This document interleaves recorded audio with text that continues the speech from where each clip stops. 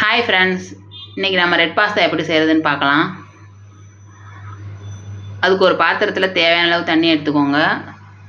உப்பு, ஒரு spoon oil ஊற்றி 1.5 கப் பாஸ்தா சேர்த்து ஒரு 10 நிமிஷம் நல்லா வேக வச்சு எடுத்துக்கோங்க. பாஸ்தா நல்லா தண்ணி இல்லாமல் வடிச்சுக்கோங்க. அந்த வேக வச்ச தண்ணியை தனியாக எடுத்து வச்சுக்கலாம்.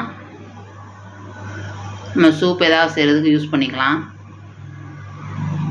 அடுத்து ஒரு கடாயில் 2 ஸ்பூன் எண்ணெய் ஊற்றிக்கோங்க. பட்டர் யூஸ் பண்ணிக்கலாம், இல்லைன்னா பொடி பொடியாக நறுக்கின 2 பூண்டு சேர்த்து நல்லா ஃப்ரை பண்ணிக்கலாம். ஒரு பெரிய வெங்காயம் எடுத்து பொடி பொடியாக நறுக்கி சேர்த்து நல்லா வதக்கிக்கணும். 2 இல்லை 3 தக்காளி எடுத்து மிக்ஸி ஜாரில் போட்டு நல்லா அரைச்சிக்கோங்க. அதையும் இதில் சேர்த்து தக்காளியோட பச்சை வாடை போக நல்லா கலக்கிக்கோங்க.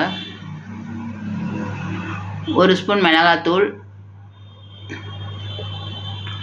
1/2 ஸ்பூன் கரம் மசாலா, 1/4 ஸ்பூன் ஜீரகத்தூள், 1/2 ஸ்பூன் மிளகுத்தூள்.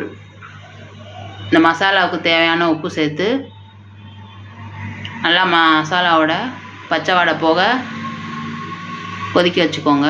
தேவைப்பட்டால் கொஞ்சம் தண்ணி சேர்த்து கொதிக்க வச்சுக்கலாம்.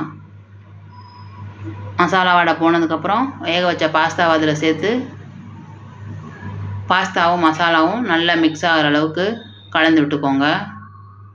நல்லா கலந்துக்கணும். அப்போ தான் ஃபுல்லாக அதோட டேஸ்ட் பாஸ்தாவில் ஏறினா தான் சாப்பிட டேஸ்ட்டாக இருக்கும். இந்த பாஸ்தா நம்ம வீட்டில் இருக்க பொருளை வச்சே செஞ்சிடலாம். வீட்டில் தக்காளி, வெங்காயம், மிளகாத்தூள், ஜீரகத்தூள், இந்த மசாலாவே போதும்.